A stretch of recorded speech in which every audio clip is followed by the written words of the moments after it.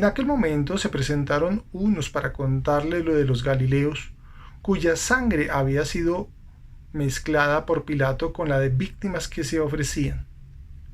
Él les respondió: ¿Pensáis que esos Galileos, por haber sufrido semejante suerte, eran más pecadores que todos los demás Galileos?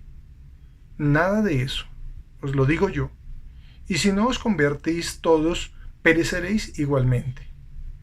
Y de aquellos 18 sobre los cuales se desplomó la torre de Siloé y los mató, ¿pensáis que eran más culpables que todos los demás habitantes de Jerusalén? Nada de eso, os lo digo yo. Y si no os convertís todos, pereceréis de la misma manera. Entonces les proponía esta parábola.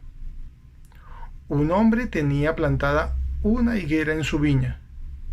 Fue a buscar fruto en ella, pero no lo encontró. Dijo pues al viñador: ya hace 3 años que estoy viniendo a buscar fruto en esta higuera y no lo encuentro. Córtala. ¿Para qué va a estar ocupando inútilmente el terreno?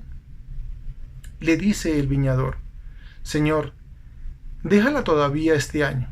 Yo cavaré en derredor de ella y le echaré estiércol, a ver si da fruto el año que viene. Si no da, entonces la cortas. Palabra del Señor. Gloria a ti, Señor Jesús.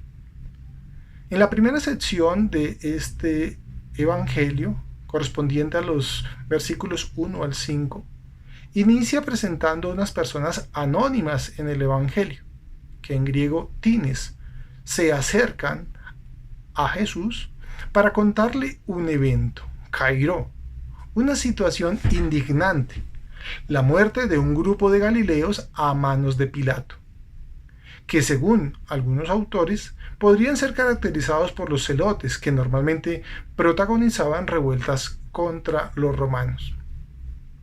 Junto a la muerte de estos galileos se da la mezcla de su sangre con la de animales usados para el sacrificio. Este gesto es brutal y porta un agravamiento al ser realizado en el lugar del templo. Tal vez este evento pueda ser situado en un día de la preparación de la Pascua, único día en que los laicos podían ofrecer sus propios sacrificios.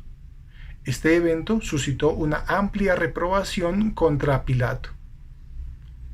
En el versículo 13:2, Jesús respondió rechazando una opinión común, que asumía una doctrina de relacionar los crímenes y el castigo como una consecuencia directa de las obras y transgresiones morales. Este segmento ha sido estudiado fijando su atención en el concepto hamartoloi, pecadores, como una ruptura de la relación con Dios y sobre todo como una violación moral. Jesús, en su respuesta, compara sin diferenciar la situación del común de los mortales y la de estos hombres asesinados, aspecto que hace chocar a los piadosos con sus creencias y el actuar de Dios. Jesús va a encarar como iguales los pecados de unos y de otros. Por eso rechaza la lógica común y prefiere la lógica del Hijo de Dios. La idea de padecer o de morir aplicado para describir la suerte cruel de estos desdichados en el versículo 2 utiliza el verbo pasjo en perfecto indicativo activo, han sufrido. Podrían hacer pensar que Dios permite la muerte que es proporcional a un grupo de pecados particularmente graves. En el versículo 3, Jesús se opone a esa idea y afirma que si todos no cambien de su disposición mental, también serán destruidos igualmente, sin distinguir la gravedad de las propias faltas. El arrepentimiento y la conversión son dos claves para entender este pasaje.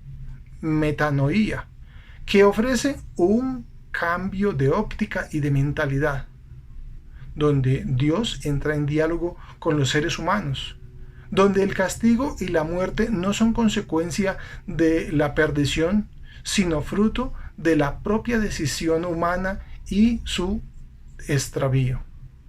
Al final, todos somos artesanos de la propia libertad.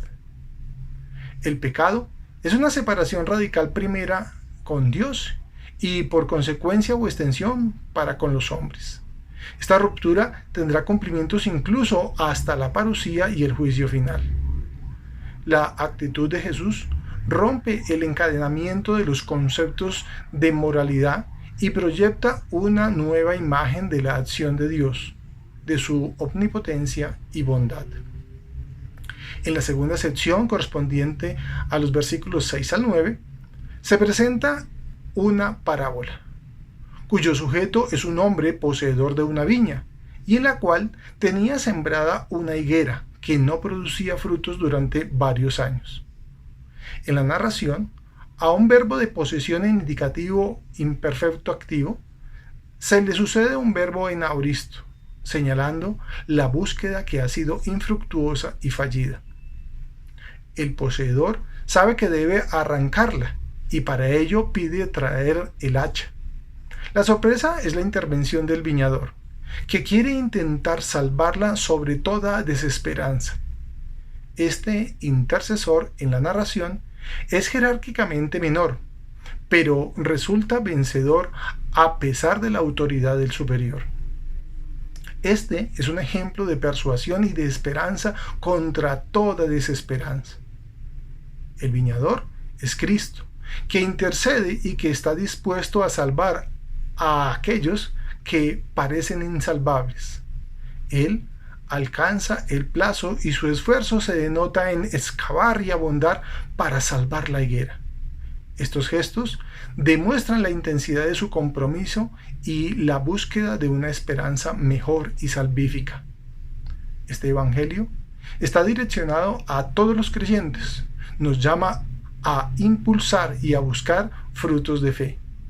Es una invitación urgente y perentoria a cambiar como la estéril higuera, a renovar nuestra mente y nuestro corazón hacia el amor misericordioso del Padre, que nos acoge a pesar de nuestras fallas y descalabros.